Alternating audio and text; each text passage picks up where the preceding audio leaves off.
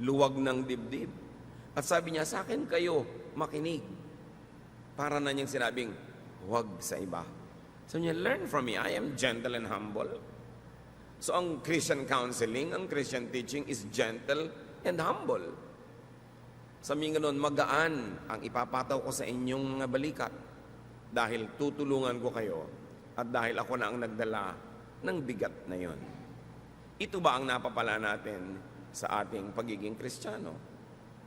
Sa pagsali sa church, sa pagiging active. Because Christ's mission is to give rest and comfort. Pahinga sa mga hindi makahinga, ginhawa sa mga lubhang nahihirapan. So therefore, Christian mission should be the same. Hindi kabaligtaran. Sadly, many people, when they become religious, are burdened with guilt. Lalong napapahirapan ng loob, napapagilty at nauusig, lalong nagiging mapagkunwari, lalong dumarami ang itinatago, at lalong humihirap ang tunay na kalagayan habang nagpapanggap sa panglabas na ang lahat ay mainam. The ministry of the church is not to accuse. Accusing is the work of Satan. Revelations 12:10. Then I heard a loud voice in heaven say, now have come the salvation and the power and the kingdom of our God and the authority of his Christ. For the accuser of our brothers, who accuses them before our God, day and night, has been hurled down. So the accuser of our brothers, yun daw taga-usig, ay napalaglag na ng kapangyarihan ng Panginoong Hesus. So ang gawang mang-usig ay hindi gawa ng church at hindi gawa ng Kristiyano. Ito'y gawa ni Satanas. Pero bakit ang dami-dami mga Kristiyano walang ginawa kundi mang-usig? Nagiging mahirap tuloy sa isang taong maging totoo, kailangan siyang magpanggap dahil baka siya mausig. At ito po ang pamagat ng ating pag-aaral ngayon. Guilty? Could you be burdened by a needless load? Meron ka ba dyan na pinaghihirapang dalhin na hindi naman pala dapat? Salamat, Ama, dahil kayo mapagpalaya, lalong-lalo sa ministry ng iyong anak na si Jesus. Turuan niyo po kaming maunawa ito, mai-apply ito sa aming buhay. Patawarin niyo po kami sa aming mga kasalanan, buong puso naming tinatanggap ang inyong pagbubuong muli sa aming mga kasiraan, pagtatayo sa aming mga pagkakadapa, at paglilinis sa aming mga karumihan. Be our speaker, teach us, set us free. In the name of Jesus, your Son, we pray with thanksgiving. Amen. What are the major sources of guilt? Ano ba mga pinagmumulan ng mga pag-uusig ng ating budhi? Unang-una na, at natural lang naman, broken commands of God. Mga alam nating talagang salita at utos ng Diyos na ating nilalapastangan, hindi sinusunod. Natural, nagkakaroon tayo ng guilt because we were created to obey God. And whenever we disobey God, we are wired to feel guilty. But there's another source of guilt, which should not be commands of men mistaken for commands of God. Utos ng akala natin ay utos ng Diyos. Yung pala utos lang ng tao. Salita na akala natin ay salita ng Diyos, yung pala'y salita lang ng tao. God gave the Jews 10 commandments. But over time, the religious authorities added 613 mitzvot or more commands and prohibitions. 10 lang ang utos ng Diyos. Ang idinagdag ng mga pare, 613. Nasa salitang Hebrew ay tinatawag na mitzvot. In other words, it was added to the original commandments of God. So a big and wide source of guilt. Kung yung 10, hindi mo na masunod-sunod, dagdagan pa ba naman ng 613 more? Kaya sa Israel, hanggang ngayon, kung lalakad kayo sa kalsada, o kahit sa New York, may mga Hudyo na iba yung ayos ng mga patilya, may mga sombrero, may mga ibang ayos ng buhok, may mga tali-tali sa bewang. Ibig sabihin nun, they are conservative Jews. they are committed to obey not only the Ten Commandments, but also the 613 misvots. Can you imagine, bawat oras, bawat minuto, may opportunity ka to break something sa dinami-rami ng bawal. At pag nabe-break mo yon, akala mo na-break mo yung salita mismo ng Diyos. Iba ang value, iba ang weight ng mga salita, kautusan ng Diyos Ama, Anak, at Espiritu Santo sa mga salita ng patriarchs of the Old Testament, ng prophets, o ng mga disciples of the New Testament, or the church leaders after the New Testament.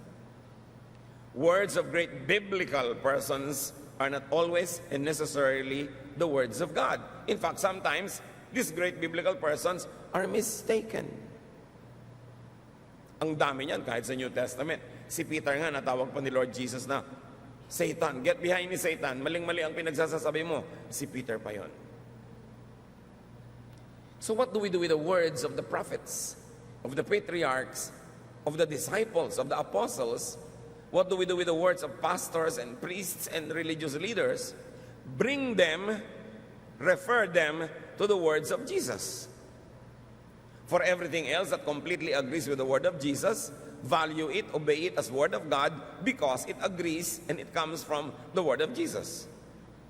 But if it has no basis at all in the words of Jesus, then study if it's authoritative, if it really must be to kill or die for, is it really a must to obey? Kasi kahit sa New Testament, may mga inutos sa mga disciples na pang doon lang sa specific persons or groups of persons that received the instruction, not necessarily universal for all people at all time, in all places. Katulad ng utos halimbawa ng Diyos kay Noah na gumawa ng sasakyang pandagat para sila lumutang, hindi yun utos sa iyo, kay Noah lang. Ang utos halimbawa ni Paul sa mga babae sa Corinth na lagi magbelo, magpahaba ng buhok, pang kanila lang, hindi para sa lahat ng babae sa buong planeta, sa lahat ng panahon, sa lahat ng dako. Kasi may cultural reasons why those commands were given. Yung mga ipinagbawal na pagkain, ipinagbawal sa mga Hudyo, hindi naman sa lahat ng tao sa planeta. Who knows, the Jews might be genetically designed not to eat those foods. Pero kung ikaw naman ay Ilocana o ikaw ay Bisaya, baka pwede sa'yo kasi iba naman yung genes mo. So hindi mo pwedeng kopyahin, sundin, at pairalin sa buhay mo ang lahat ng utos at salita na nasa Biblia, kahit galing yan sa Biblia, kung hindi naman yun para sa'yo. Kaya dumarami ang pabigat, dumarami ang batas, dumadami tuloy ang nalalabag na batas na hindi naman pala dapat. Tapos lungkot na lungkot ka, durog na durog ang iyong puso, guilty ka, hindi naman pala dapat. What are some examples of sources of guilt? Let's read from Matthew 12, 1 to 8. One Sabbath, Jesus and his disciples were walking through some wheat fields. His disciples were hungry and began picking and eating grains of wheat. Some Pharisees noticed this and said to Jesus, "Why are your disciples picking grain on the Sabbath? They are not supposed to do that." So, Sabbath ang pinag-uusapan, a legitimate member of the Big Ten Commandments. Pero meron silang nalimutan. Ang kausap ng Diyos sa Ten Commandments sa Sabbath ay employers and masters. Sabi niya, remember the Sabbath day, keep it holy, do not work. Do not make your servants, your female servants, male servants, and do not make your animals work. So ibinigay ng Diyos yung commandment sa mga amo para huwag nilang abusuhin yung mga tauhan at mga hayop, pagpahingahin man lang minsan isang linggo. So yun ang ibig sabihin ng huwag pagtrabahuhin. Ngayon, Sabbath, namitas ng konting makakain na bungang kahoy itong mga disciples, inuusig na sila ng mga religious leaders dahil bakit kayo nagtatrabaho ng Sabbath? See? Wrong application. And for many hundreds of years, the Israelites were burdened with the law of the Sabbath. Hindi makapagluto pag Sabbath, meron kang hindi ka pwede maglakad ng mahaba, na-regulate na nung 613 more rules. Samantalang ang espiritu lang nun, dapat pagpahingahin ang mga taong nasasakupan mo. Pero kung ikaw, kumating likod mo, gusto mong kamutin, hindi ka man pinipilit ng amo mo na gawin yun para sa sarili mo, you are free to do it. The Sabbath regulation was for that rich people and masters will not abuse their employees or their slaves or even the animals. So, Matthew 12:3-8, sumagot ang Panginoon. You surely must have read what David did when he and his followers were hungry. He went into the house of God, and then they ate the sacred loaves of bread that only priests are allowed to eat. Haven't you read in the law of Moses that the priests are allowed to work in the temple on the Sabbath? But no one says that they are guilty of breaking the law of the Sabbath. I tell you that there is something here greater than the temple. Don't you know that the scriptures mean when they say, instead of offering sacrifices to me, I want you to be merciful to others. If you knew what this means, you would not condemn those innocent disciples of mine. So the Son of Man is Lord over the Sabbath. Sabi ni Lord, nagpuputok ang butsinyo na pumitas sila ng konting bungang kahoy para kumain dahil Sabbath. Bakit ang mga pare nagtatrabaho sa loob ng templo pag Sabbath? Ba't sila exempted? Dahil ang ginagawa nila, paglilingkod sa kapwa. So, sabi niya, ang mahalaga, mapaglingkuran ng mga nangangailangan. Hindi yung to the letter, susundin mo yung regulasyon. In fact, the regulation was meant for masters not to abuse people under them. So, kindness to the needy was an exemption, according to the Lord. Jesus was trying to take the guilt away from certain acts of piety or acts out of needs. Surely, napakarami mga Jews ang napunta sa underground sa pagkukunwari at pagbabalat kayo pag Sabat. Hindi nila ipinapakita sa ibang nagtatrabaho sila, pero surely, binibreak din nila yon.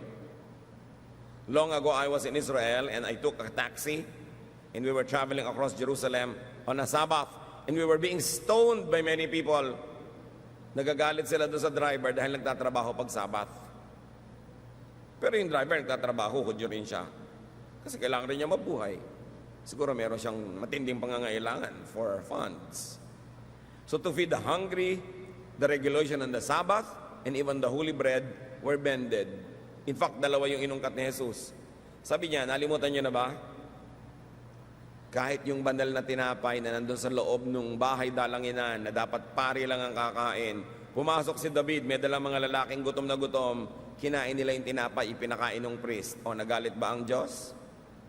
So sino umimbento na yung tinapay doon sa dambana ay para lang sa mga pare? Sino umimbento ng batas? Di mga pare. Hindi naman nagalit ang Diyos nung kinain nila David yun. Dahil ang pagkain ay para sa nagugutom. Malangan mamatay ka sa gutom, tinapay dito na. Sabi ng batas, para sa mga pare, so huwag mong kainin. At alam niyo ba, napakarami mga tao na nagugutom, nahihirapan, nagdurusa. Akala nila kasi, dahil sa dapat nilang sundin, ang akala nila ay utos ng Diyos. Needless lang naman pala yung suffering nila. So napakahalaga. Kindness over technicality. And Jesus says, should the kind be guilty for being kind? Should I be guilty for allowing my people to eat and to pick fruits on a Sabbath while they are hungry? Will my act of mercy not exempt us from this law? Sabbath pa yun, ha? Paano pa kung hindi Sabbath yung binrek, wala sa Ten Commandments? Siguro mas pwede. Basta tama yung konteksto. Mark 7:1-9. Some Pharisees and several teachers of the law of Moses from Jerusalem came and gathered around Jesus. They noticed that some of his disciples ate without first washing their hands. So kanina, eating on a Sabbath, picking fruits on a Sabbath. Ngayon, eating without washing their hands. The Pharisees and many other Jewish people obeyed the teachings of their ancestors. They always wash their hands in the proper way before eating. At alam niyo ba yung proper way of washing your hand? There is a proper way of washing a cup, a glass, a plate, utensils. There's always a proper way. Therefore, there are many improper ways. At again, pag hindi mo nasunod yon, guilty ka na naman of breaking the law. So ngayon, ang issue nila, ba't di sila naguhugas ng kamay? Verse 4, none of them will eat anything they buy in the market until it is washed. Yun daw ang ugali ng kanilang mga aninuno. They also follow a lot of other teachings, such as washing of cups, pitchers, and bowls. The Pharisees and teachers asked Jesus, why don't your disciples obey what our ancestors taught us to do? Why do they eat without washing their hands? So now washing one of the 613 mitzvot. Mark 7:6-9. Jesus replied, you are nothing but show-offs. Pasikat lang kayo, palabas. The prophet Isaiah was right when he wrote that God had said, all of you praise me with your words, but you never really think about me. It is useless for you to worship me when you teach rules made up by humans. You disobey God's commands in order to obey what humans have taught. You are good at rejecting God's commands so that you can follow your own teachings. So Jesus here was referring to those 613 mitzvots. Sabi niya, imbento nyo lang yung rules na yan. At sa paggigiit ninyo na masunod ang mga inimbento nyong mga patakaran, ang hindi tuloy nasusunod ay yung mas malalim, mas mainam na utos ng Diyos. Ano yon? Yung maging mabuti, maging mabait, maging matulungin sa kapwa, mapagtanggap, maibigin. Yun ang mahalaga. Pero ang pinapahalagahan nyo, ano dapat isuot, gaano kahaba ang palda, gaano kahaba ang buhok, may hikaw ba ang lalaki o wala, magtatato ka ba o hindi, ano ba ang kakainin sa Lord's Supper, anong uri ng tinapay, ano ang pwedeng tugtog, piano lang ba, organ, pwede ba ang drums, ang dami-dami nyong arte. Hindi naman yan galing sa Diyos. Nag-aaway-away kayo, nagkakagulo kayo, anong version ng Bible ang babasahin? Ipipilit ng iba, isa lang ang version na tama, yung version namin, at mag-aaway-away sila. But none of those versions existed during the time of Jesus. So paano mo sasabihin nyo lang ang version na tama, hindi nga nag-e-exist yun nung panahon ni Jesus? Hanggang ngayon mga kapatid, ang daming pagpapahirap ng simbahan, anumang simbahan, sa mga sumusunod. Kasi imbento ng maraming rules, dumadami tuloy ang pagkakataon to break those rules or to fail, and people end up being guilty. So here Jesus identifies a mitzvah as made up by man, competing with and prioritized by the religious over God's own commands. Katulad ng pagtatalo, ano ba yung baptism? Pouring? Sprinkling? Immersion? Hindi yan pinroblema ni Jesus. Marami lang naging mga modes of baptism later on in the New Testament, and all of them biblical. But after the New Testament, now Christians everywhere are quarreling which mode is the correct one. Another mitzvot. Nadagdag na doon sa 613. Idinagdag ng Christians. Kasi kung may 10 commandments ang Diyos, may 613 mitzvot ang mga Jews, ang mga Christian, ang dami pang idinagdag lalo. Kaya ngayon ang Kristiyano, wala nang maisip kundi masama ako, mali ako, nagkamali ako, nagkasala ako, puro guilt. Now, Jesus exposes the needless burden that the religious impose on the people. Matthew 23, 1-4. Jesus said to the crowds and to his disciples, the Pharisees and the teachers of the law pile heavy burdens on people's shoulders and won't lift a finger to help. Sabi yung mga religious leaders ninyo, walang ginawa kundi patawan kayo ng mabibigat na mga pasanin, hindi naman kayo tinutulungan. Tapos pag nagkulang kayo, uusigin kayo. Ang daming regulasyon. Dumagdag na ng dumagdag. Ano dapat ang suot ng choir? Ano dapat ang uniform ng mga babae? Ano dapat ang ganito? Ano dapat ang ganon? Dapat ba mag-girlfriend o mag-boyfriend ng isang youth na hindi pag-graduate? Pagka ba-member kayo ng choir, hindi kayo pwede magligawan. Lahat ng rules na yan, invento na lang ng tao. Hindi ko sinasabing masama yung rules, pero invento ng relihiyon. Always tuloy, there is an opportunity to fail And there's an opportunity to be guilty. So guminhawa ba ang buhay mo nung naging Christian ka? O lalong sumikip? Nakalaya ka ba o lalo ka lang ngayon nagpapanggap para hindi ka mapagalitan o madisiplina? Pampahirap ang sobrang relihiyon. Pampabigat, pampasikip ng dibdib. At hindi yan ang misyon ni Jesus. Matthew 23:15, Jesus speaks, "Woe to you, teachers of the law and Pharisees, you hypocrites! You travel over land and sea to win a single convert.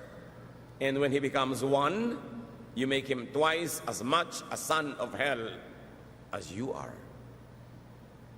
Gumagastos pa kayo sa mga misyon, sabi ni Jesus. Tumatawid pa kayo ng mga dagat at bundok para may kaluluwa na madala sa inyong mga pinaniniwalaan at matapos sumunod sa inyo, nadodoble lang ang pagiging anak ng impyerno. They become sons of hell, they become judgmental, or if not, they become conflicted and tormented.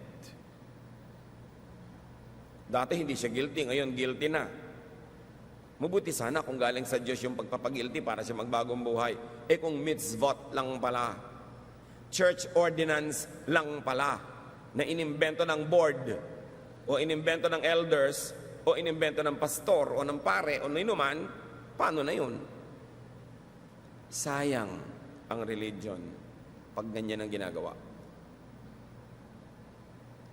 Hindi tinutupad ang utos ni Jesus, kabaligtaran ang ginagawa, mas pinahihirapan ang converts. I love Jesus very much. You know, Jesus in His ministry of comfort reduced all the commands to just two. Love God and your fellow men. Yung 10 commandments, forget it. 613 mitzvahs, forget it. Matthew 22:35-40. One of them, an expert of the law, tested Jesus with this question. "Teacher, which is the greatest commandment in the law?" Jesus replied, "Love the Lord your God with all your heart and with all your soul and with all your mind. This is the first and the greatest commandment. And the second is like it. Love your neighbor as yourself. All the law and the prophets hang on these two commandments." Niwala sa 10 commandments yung binanggit niya. Sabi niya, dalawa lang ang mahalagang commandment. Kaya siguro ipinadala ng Diyos Ama ang Diyos Anak para ituwid ang pagkakaligaw mismo ng templo, mismo ng relihiyon. Kailangang itama, kailangan magkaroon ng reformation. So niya, dalawa lang.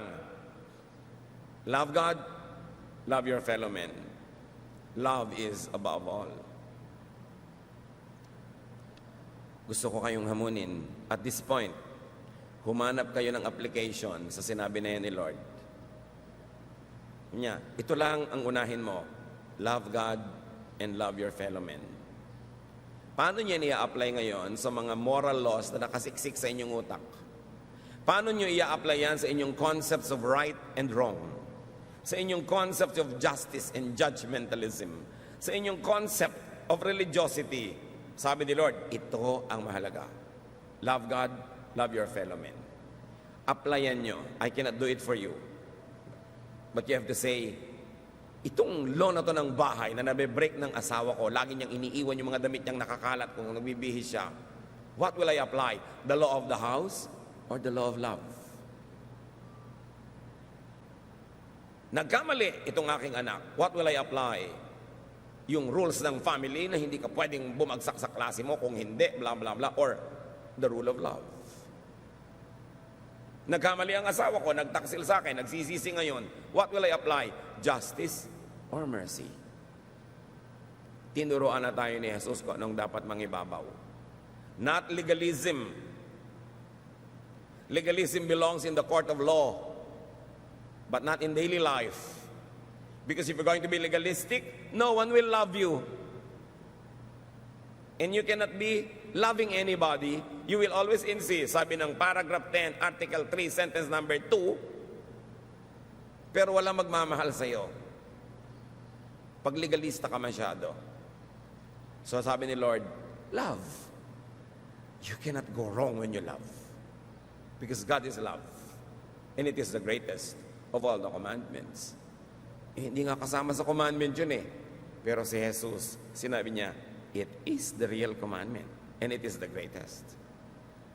Another source of guilt, misreading, misinterpretation, and misapplication of God's Word. Okay, God's Word talaga. Hindi words lang ng kung sino, hindi words lang ng kung sinong prophet or disciple na labag sa sinasabi ng Diyos Ama o Diyos Anak o Diyos Espiritu Santo. Hindi salita lang ng pastor o ng religious leader. Talagang God's Word.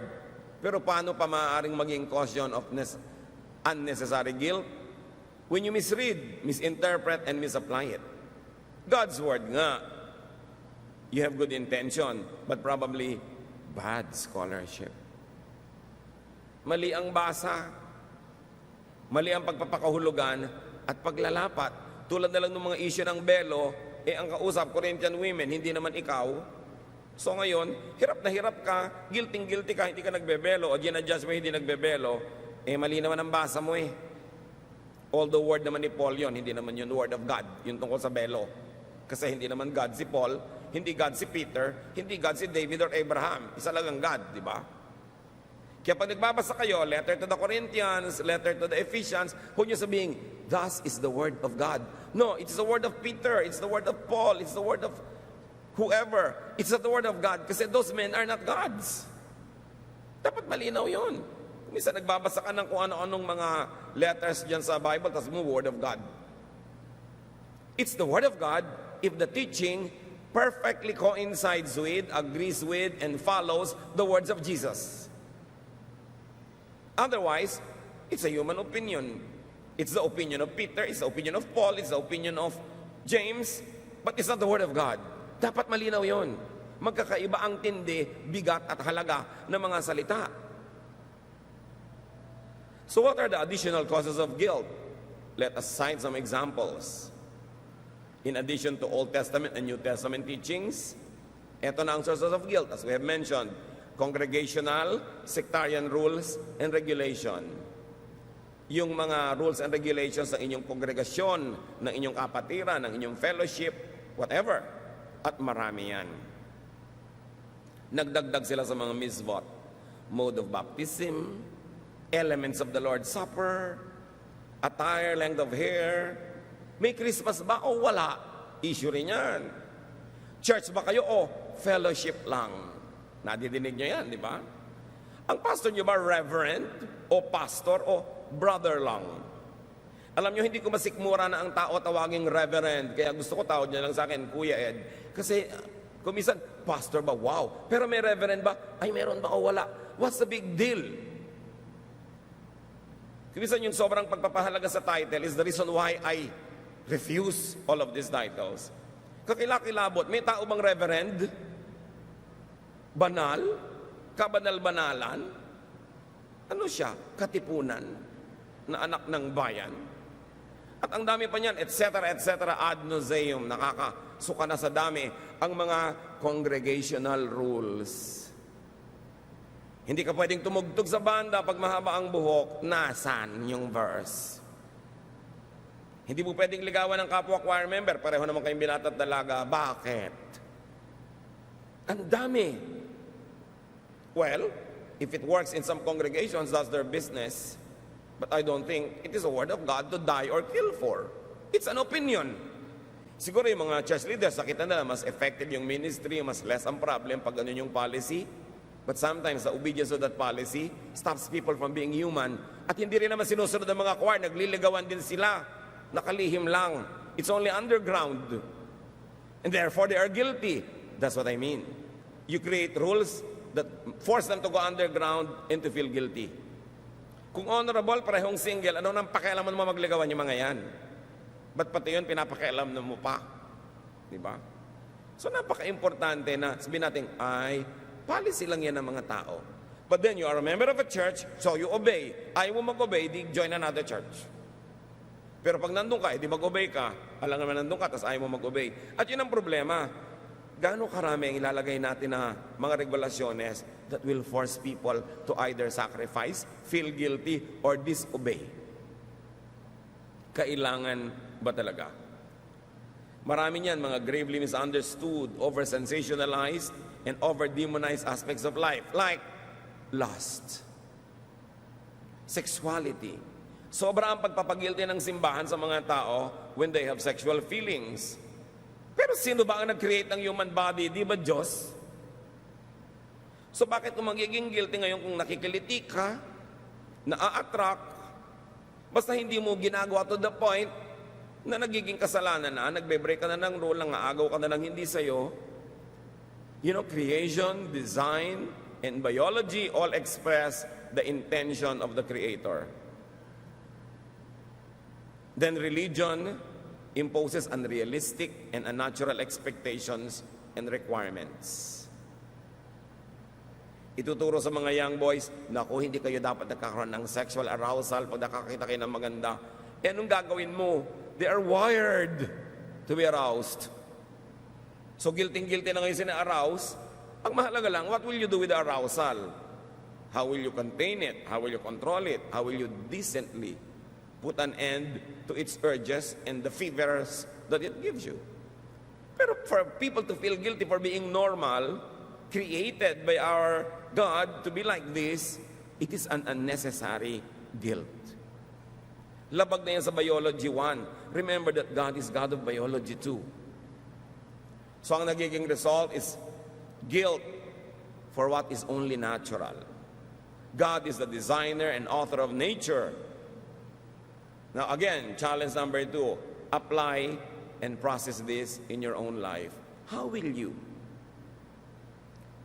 differentiate between even sexual attraction that you should be guilty of and that which you should not be guilty of?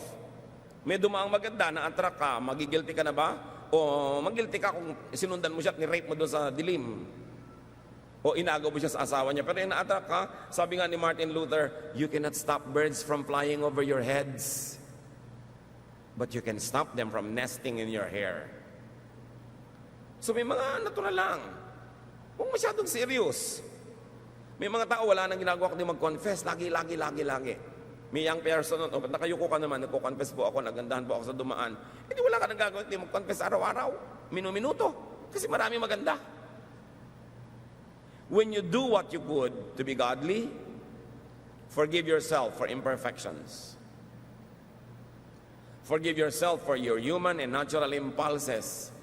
For all you know, God might not even be offended.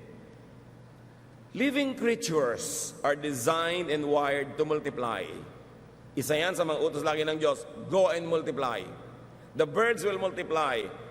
The plants will multiply. Humans will multiply. Everything and everywhere. Creation is filled with animals and plants that are wired to multiply. Therefore, they are to be sexually oriented. Kahit ang bulaklak. The bulaklak is the sexual organ of the plant. At kung ano-anong ginagawa ng bulaklak para umakit ng bubuyog. Di ba nagpapabango, may mga kulay, may mga kung ano-anong mga lumilipad-lipad na mga design. All of it to attract pollination. All of it to attract sexual intercourse through the insects.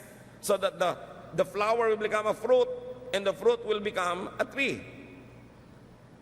So, mamasamayin niyo ba yung bulaklak na nagpapaganda? Mamasamay niya sa bulaklak na, di bale, wala akong kulay pero mabango naman ako. Kaya lahat ng mga bulaklak na walang kulay, mabango. Yung mga wala namang bango, makulay naman ako. Dinadaan sa mga kung ano-anong gimmick to attract insects. And if plants would do that, will you demonize people if they like to be attractive or if they get attracted? Kailangan lang ilalagay mo sa lugar yung susunod na mga hakbang niyan. Pero don't be needlessly guilty for being alive. Remember that you're spiritually imperfect, especially after the fall. But remember also what God remembers about you. Psalm 103:13, 103:14 rather, because God knows we are made of dust. Alam niya, gagawa tayo sa lupa. At hindi laging masamang we are made of dust. Naaalala lagi ng Diyos, oo nga, nilikha ko sila to reproduce among themselves in a sexual way. Kahit mga bubuyog, walang inisip kundi mag-sex, di ba? Mga aso, mga pagong, mga halaman, lahat. But of course, we humans are governed by higher spiritual laws, but you should not demonize yourself for being alive and for being sexually alive. Except that God has given us ways how to address these needs and this need of humanity to continue to procreate. Pero hindi laging guilty, laging guilty, laging guilty. Merong dapat ika-guilty, merong hindi. Kayo ang pumili. But remember, biology, plants, animals, and humans are made of dust. It could mean are sexually oriented. That is the way we reproduce. Psalm 51:5, surely I was sinful at birth, sinful from the time my mother conceived me. What a sobering realization or acceptance. Hindi ito laging self-condemnation. Surely I was sinful at birth, sinful from the time my mother conceived me. It could be a very enlightened way of accepting oneself. Oo nga, I can strive to be better, I can strive to be good. Once in a while, I will have some dosages of momentary perfection, but I cannot be perfect for long because I am made of dust. And in sin, my mother conceived me. It is not meant to justify wanton wrongdoing, but it is meant also to make us realize that there is an end to what we can do as humans, and we should not be guilty for being humans because we are still in the human frame. Another cause of guilt, which should not always be, is the issue of pleasure. Diyan magaling ang church, o sige lahat na nag-enjoy. Bawal mag-enjoy. Bawal ang masarap na pagkain at marami. Bawal ang magandang damit. Bawal ang alahas. Bawal ang ganito. Bawal ang malaking bahay. Bawal ang ganito. Lahat. But Solomon says, in all his wisdom, enjoy life. So will you be guilty for enjoying? Sabihin, naku, tama po ba, pastor, na magpa-party po kami, ang dami namin gagastos, and tapos maraming mahirap. Gusto mo, huwag ka na mag-party, pamigyan mo na lang sa mahirap lahat ng pera mo. Mahirap pa rin naman po sila kahit ibigay namin yung pera namin. Di mag-party kayo ngayon para huwag ka mag-guilty, magpadala ka ng pagkain doon sa mga mahirap mo kapitbahay. O magpadala ka ng donation sa charity, a certain % of your budget. Pero alam mo, hindi ka na mag-party, bine-bless ka naman ng Diyos with abundance, tapos mamumuhay ka rin na parang mahirap, parang binaliwala mo naman yung blessing sa'yo ng Diyos. So, lalagyan mo ng balanse para di ka mag-guilty. Marami pang issue, especially the issue of divorce. Alam nyo, kung masusunod lamang ang napakaraming unhappy couples, they will like to have divorce. But many are confused. Many are condemned, and many suffer needlessly. And one gravely misunderstood verse is Malachi 2:16. I hate divorce, says the Lord God of Israel, and I hate a man's covering himself with violence as well as with his garment, says the Lord Almighty. So guard yourself in your spirit and do not break faith. Ano ang kahulugan ng mahiwagang verse na ito na kino-quote ng lahat ng Christian who are against divorce? But they usually quote it out of context.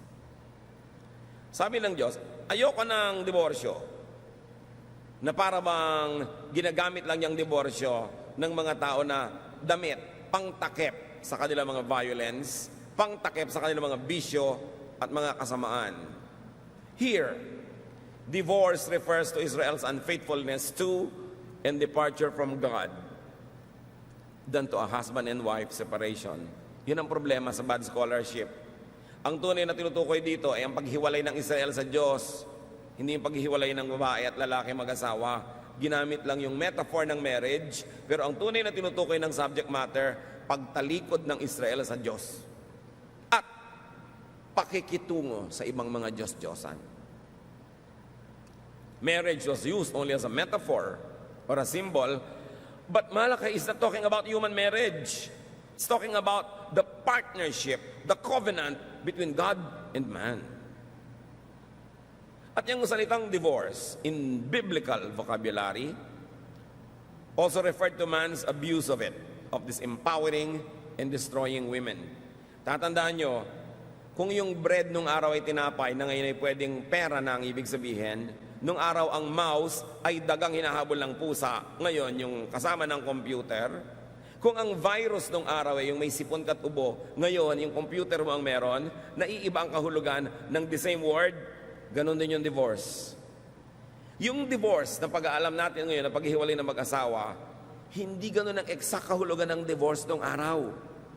So what was the divorce that God hated? Sinasabi niya yung covering himself with violence using divorce. Breaking faith, according to Malakay 2:16, is like divorce. But mostly, sa Old and New Testament, pag binabanggit ang divorce, may loaded meaning yan. Pag-abuso ng lalaki sa babae. Paano yon? Matatandaan natin na si Moses, sabi niya, nag-utos siya, mga lalaki, kung di-divorce yung mga asawa niyo, bigyan niyo ng certificate of divorce. Why a certificate of divorce? Para mas humirap naman sa lalaki na basta-basta na lang mang-divorce. Why? Nung araw, sasabihin lang ng lalaki sa kanyang asawang babae, ayoko na sa'yo, divorce na tayo, tsupi. Talsik na ang babae. Ganun lang. Matabangang sinigang, divorce. Hindi ka good in bed, divorce. Hindi ka maagang bumangon, divorce. Kahit ano, pwedeng i-divorce ng lalaki ang babae, pero hindi pwedeng i-divorce ng babae ang lalaki. Unfair, no? So sabi ni Moses, mga lalaki, kung magpapadivorce kayo, bigyan nyo ng certificate. At least pupunta ka pa sa pare, papapirmahan mo pa, medyo mahirap, baka ma-counsel ka, mapigil ka, dahil wala namang kalatoy-latoy ang dahilan ng divorce mo. Meron pa mga lalaki, may magugustuhan silang ibang babae, pero siyempre alam nila kasalanan makiapid doon dahil may asawa sila. Di-divorcehin nila yung babae ngayong gabi. Makikiapid sila doon sa ibang babae ngayong magdamag. Bukas ng umaga, sasabihin na sa babae, balik ka na dito, asawa na uli kita. Di ba di-divorce mo na ako? Ang patunay mo. So sabi ni Moses, bigyan nyo ng certificate. Kasi ang dali-daling baligtarin ng lalaki yung babae. Ang dali-dali niyang pahirapan. So, the certificate of divorce was a protection for women. Hindi yun pag sang-ayon na basta mo na lang siya i-divorce. Binigyan man lang kahit konting protection. Now, ito yung divorce that God hates. Yung I hate divorce. God and Jesus hated divorce, the instrument by which men so easily threw women away, only to pick them up at will. That was a divorce God hated. God and Jesus hated the kind of divorce that abused the weak, that caused women and the weaker partner to suffer. Yun ang divorce na tinutukoy. The word divorce then does not exactly mean what divorce means now. So hate pa rin man ng Diyos ang divorce kung ang dahilan at ang pagdi-divorce ay para mapalaya ang sino mang partner na nahihirapan, nagdurusa, nalalagay sa panganib dahil murderous or insane yung husband, pinagtataksilan, inaabuso ng harap-harapan, will God still hate a divorce in that context? Yun ang pangatlong challenge. Isipin nyo. I-apply nyo sa buhay nyo. Kasi maraming tao, sa pagsunod lang sa do not divorce, nawasak na yung buong buhay nila, kaisa-isa lang yung buhay, paano kung nagkamali ka pala ng pinakasalan? Hindi yung bisyo na, dinidivorce ko siya kasi mabaho ang paa, kasi malakas umilik, kasi hindi kumikita, bla bla bla. Hindi yon. Pero yung talagang, ang napangasawa mo, baliw, pinaplansya ka habang tulog ka. Pag bangon mo, nakabitin ka, binibigti ka pala. Inuuwian ka ng babaeng tatlong sabay-sabay sa bahay mo, wala kang magawa. Sa palagay nyo, pag dinivorce yung husband nyo na yon, hate pa rin ng God yung divorce. Think. Because God is kind and God likes the weak to be strengthened. The imprisoned to be free. What if you are imprisoned in a horrible, nightmarish partnership? Will God still hate the divorce? Think. Even adultery and covetousness were forbidden, mainly because women were counted as their husband's properties. Alam niyo ba mga kapatid, na kaya pinagbabawal yung covetousness, yung 10th commandment, you should not covet your neighbor's wife because property laws would be broken. What do I mean? Balikan natin ang Exodus 20:17, the 10th commandment. You shall not covet your neighbor's house. You shall not covet your neighbor's wife, or his manservant, or maidservant, or his ox, or donkey, or anything that belongs to your neighbor. So sinong kabarkada ng wife? Ang mga baka, ang mga kambing, ang mga ari-arian, ang traktora, ang kotse, ang motorsiklo. Ang hindi pinapakovet sa Exodus 20:17, property ng another man, and the wife belongs to that. The context of not coveting your neighbor's wife is not to respect the wife, but to respect the man who owns her. Because in the Old Testament and up to the New Testament, a wife is a property. Kaya nakita niyo yung pagpapalaya ni Jesus sa mga babae? Yung kasama niya kahit saan, mga babae na hindi nagpapaalam sa mga asawa. Nagkaroon sila ng freedom from being owned by a man. Yung babaeng si Mary na nakikinig sa kanyang pagtuturo, kasama yung mga kalalaki, sabi ng Sister Martha, papuntahin niyo po yung kapatid ko si Mary sa kitchen where we women belong. Natanggap na ni Mary yun ni Martha. Sabi ni Lord, gusto ni Mary maging disciple, gusto niya magturo, gusto niya maging parang lalaki, hayaan siya dito. She has actually chosen the better portion, sabi ni Lord. Pinapalaya niya ang sarili niya. Maganda yung pinili niya. You know how lovable Jesus is? Kung paano siya magmahal sa mga naaapi, sa mga kawawa, sa mga kapuspalad, sa mga nakagapos. Kaya sabi niya, come to me all of you who are tired. Nakakapagod yung religion nyo. Nakakapagod yung mga 613 mitzvot. Nakakapagod lahat yan. Ang commandment lang, love. Love is the greatest. Come to me. That's why all the religious people wanted Jesus dead. Because he was changing the system. He was setting the captives free.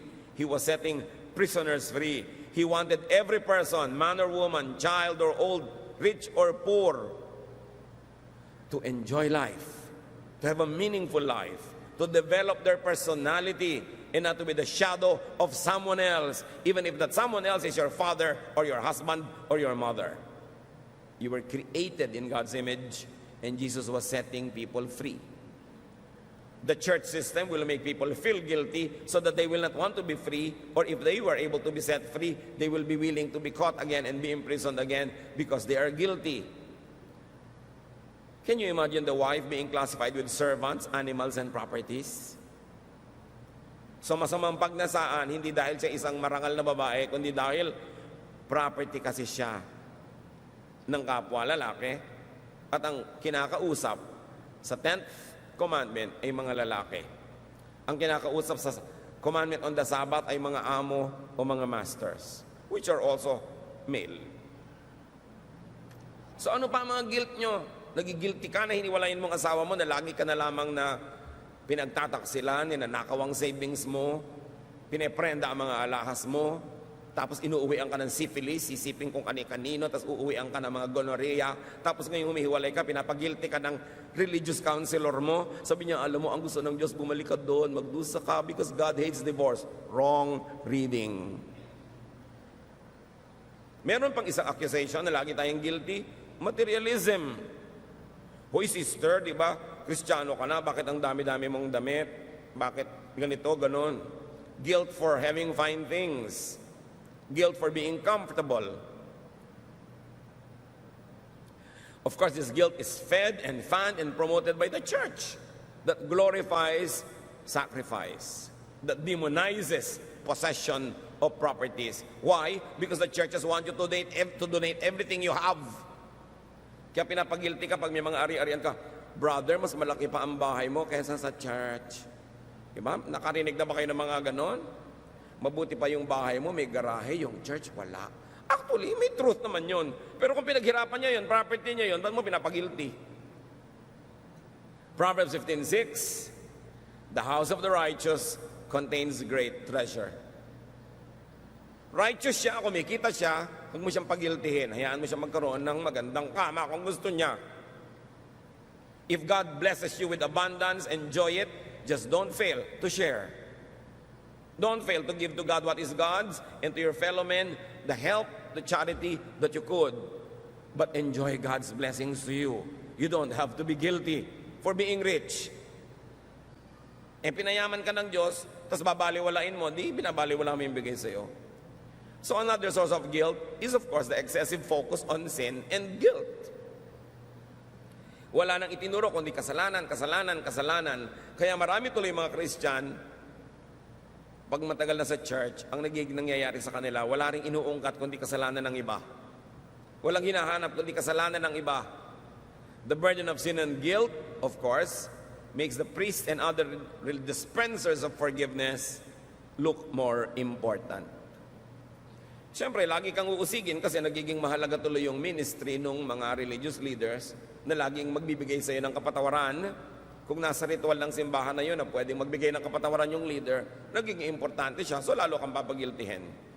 Now, what are the cures to guilt and to needless guilt?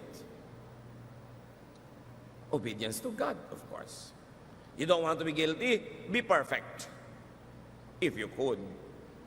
Babalikan natin yan. Another cure, knowledgeable, wise, and spirit-led scholarship. Pangontra sa pinag-usapan na natin kanina na careless or substandard knowledge of the Word of God. Mali-mali interpretation, mali-mali ang reading, nahihirapan tuloy. There should be differentiation of man's commands from God's commands. Men in the Bible, men outside the Bible, men in your church, man-made rules. Dapat clear. Ito talaga yung 10 Commandments. Pero, sabi ni Jesus, dalawa na lang, love God and love fellow men. Ano ngayon ang relasyon ng mga ibang regulasyon ng buhay mo doon? Process it, the fourth challenge. So they really feel guilty. Dinidikdik ng pastor talaga ng mga religious leader. Sunday is for the church. Kung may lagnat ka, hindi ka makapunta sa church, may guilty. Birthday ng nanay mo, may celebration kayo sa Palawan. Kasama ka ba o mag-church ka? Kung sumama ka, will you be guilty? It's a challenge for you. Process it. Against God's commands, against God's love, against what is needed, against what is practical, what is decent, process it. Pero siguro naman kung out of the 52 weeks, 40 na yung absence mo, dapat ka na talaga mag-guilty niyan. Tamaan ka ng kidlat, lumubog ka sa lahar, kung gano'n na karami yung absent mo, no? Pero kung may mga mahalaga, may namatay, merong may sakit, may celebration, huwag ka lang lumampas ng more than 10% of the year na absent, dapat ka ba talaga mag-guilty? But some churches will make you feel guilty. Why? Because they want you to attend. Why? Because when you attend, you donate. Kung magte-text kayo, Pastor, absent po ako pero ipinadala ko na po sa Bangko de Oro ang aking tithe. Baka hindi ka na usigin. Absent ka pala, di ipadala mo para matulungan mo pa rin church. Kasi kahit absent ka naman, ganun pa rin yung rent ng building Di ba? Kahit absent ka, ganun pa rin yung bills ng kuryente. So yung mga obligasyones mo, huwag mo pabayaan dahil lang absent ka. O pagka-present mo, doble. Siguro hindi ka naaawayin ng whoever religious leader yun nandun. Kasi siyempre, the church has to survive its economic responsibilities. So, a knowledgeable, a wise, and a spirit-led reading, interpretation, and application of God's Word, and church history. Kailangan niya ng tao para mabawasan ng excessive expectations, oppressive standards, needless guilt when you fail, and needless judgmentalism when others fail. Test. Para malaman mo, ito bang teaching na ito is to die for, to kill for? Is it really from God? Use this test. Is it easy and restful? Itong policy ng church namin na to, doable ba? Easy and restful. Because easy and restful is the style of Jesus. Pag oppressive, ang hirap-hirap, baka hindi na style ni Jesus yan. Ask yourself, does it make life easier and more restful? Is it Solomonic and Jesus-like? Does it condemn or affirm? Include or exclude? Accept or reject people? Does it make one self-righteous and judgmental and separatist? Itanong nyo yan. Yung meron kayong kaharap na policy, rule, law, and you say, pampahirap yan ang buhay, hindi tayo dapat ganyan, dapat pagaanin natin. Kasi doon nga sa labas sa mundo, ang bigat-bigat na ng dala ng mga kapatiran, alang na mapagpasok sa church, mas dadaganan pa natin. Mararamdaman mo kung off ang reading, pag ito'y oppressive at papunta sa guilt trip. Parang papunta sa guilt trip ito dahil sigurado hindi naman ito masusunod eh. Halimbawa, may policy ang church, o ting linggo, alas 4 ng umaga kayo darating dahil magdadasal tayo na 3 oras before worship. Alam mong, ay marami hindi makakasunod, magigilty lang. Gawin na lang nating 6:30. Ganon din naman yun. Another cure to guilt is of course confession. If you could not be perfect, yan yung sabi natin kanina, be perfect or jump to 3, confess. Do your best, then acknowledge your shortcomings if your best is only up to so and so. Be perfect, but if you couldn't, when you fail, confess. Ang bait ng Diyos. Mataas ang requirement niya. Sabi niya, be perfect for I am perfect. Tapos may kasunod, 1 John 1:9. But if we confess our sins to God, He can always be trusted to forgive us and to take our sins away. So mga anak, dapat perfect ang grade mo. Pero kung 74, love pa rin kita. Yun. May mga anak, takot na takot sa magulang, nagpapakamatay pa yung iba dahil mababa yung grade. Kasi tinakot ng tinakot. Dapat mataas talaga yung expectation mo. I expect you to excel. I want you to be the best. I want you to win. But if you don't win, my love remains the same. Yun ang love ng Diyos. Love na hindi natin dapat gawing lisensya para huwag na tayo magsikap na maging mas mabuti ng mas mabuti ng mas mabuti. Total, patatawarin pala tayo. No.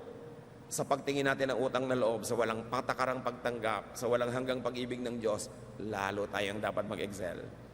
Not because we are compelled, but because we want to return God's kindness. Hindi dahil tayo napipilitan, kundi dahil nating gustong suklian ang kabaitan ng Diyos. Kailan ba natin mauunawa, maia-apply at mai-enjoy ang pag-ibig ni Jesus sa buhay natin? Anong ibig sabihin na meron kang tagapagligtas? Anong ibig sabihin na may naguhugas ng iyong kasalanan? Anong ibig sabihin na merong laging tumatanggap sa'yo at nagpapatawad? Ang ibig sabihin nun, relax. Be restful. And let other people relax and be restful also. Maraming mga kapatiran, mas mahigpit pa sa Diyos. Diyos ang bahala. Gusto kong idiin, huwag gawing lisensya ito para maging pabaya. Pero lagi niyong tatandaan, pag nagawa niyo na yung best niyo at hanggang doon na lang, papunuan niyo kay Jesus. Siya ang pupuno. Siya ang perfecter of our faith. We strive, we struggle, but we cannot be perfect. So wherever we reach our maximum, our limits, let God be the perfecter. Let Him add so it becomes full. You want to be restful? Focus on forgiveness and justification in Christ. Focus on God's kindness. John 8:7-11. If any one of you is without sin, let him be the first to throw a stone at her. Sabi ni Lord sa crowd na gustong bumato sa babae na nahuli sa kasalanan. Again, he stooped down and wrote on the ground. At this, those who heard began to go away, one at a time. The older ones first, until only Jesus was left, with the woman still standing there. Jesus straightened up and asked her, "Woman, where are they? Has no one condemned you?" "No one, sir," she said. "Then neither do I condemn you." Jesus declared, "Go now and live your life of sin." Caught in the act, the people wanted to stone her to death. And Jesus says, well, sige, yung walang kasalanan, mauna na lang bumato. Wala siyempre naglakas ng loob dahil lahat may kasalanan naman eh. So sabi ni Lord, wala bang bumato sa'yo? Wala po. Hindi rin kita babatuhin. Umuwi ka na iha at magbagong buhay. Loving. Very nice. Maraming Christian, brethren, kapatid, judges, accusers, condemnators. And that is the work of Satan, not of Jesus. So, the last cure in the list, but not definitely in the truth about life, is acceptance of one's humanity, mortality, imperfection in this life.